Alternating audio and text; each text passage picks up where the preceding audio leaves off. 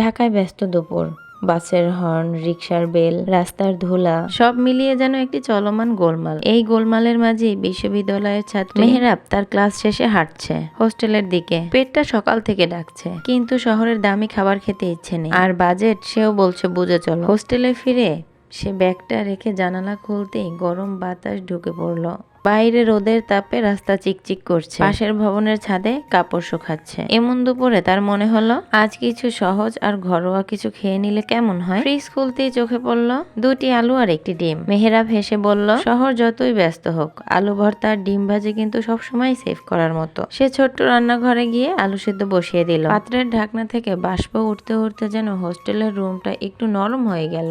পাশেই রোডের আওয়াজ, কখনো বাসের ব্রেকের তীক্ষ্ণ শব্দ, কখনো ফলওয়ালা, সবই যেন রান্নার সঙ্গে মিশে যাচ্ছে। পেঁয়াজ কুচি করতে করতে সে জানালার দিকে তাকালো। দেখলো পাশের বাড়ির ছাদে একটি মেয়ে কাপড় মেলে দিচ্ছে, আর নিচের দোকানদার ঠান্ডা লেবু শরবত বিক্রি করছে। শহরের ব্যস্ততার মাঝেও ছোট্ট ছোট্ট সাধারণ দৃশ্যগুলো একটি আলাদাই শান্তি দেয়। আলু সিদ্ধ হয়ে গেলে সে তাতে লবণ, মরিচ, পেঁয়াজ আর একটু সরিষার তেল দিল। গন্ধটা পুরো রুমে ছড়িয়ে পড়তেই মনে হলো যেন গ্রামের রান্নার স্মৃতি শহরের হাফছাড়া দুপুরে এসে পড়েছে।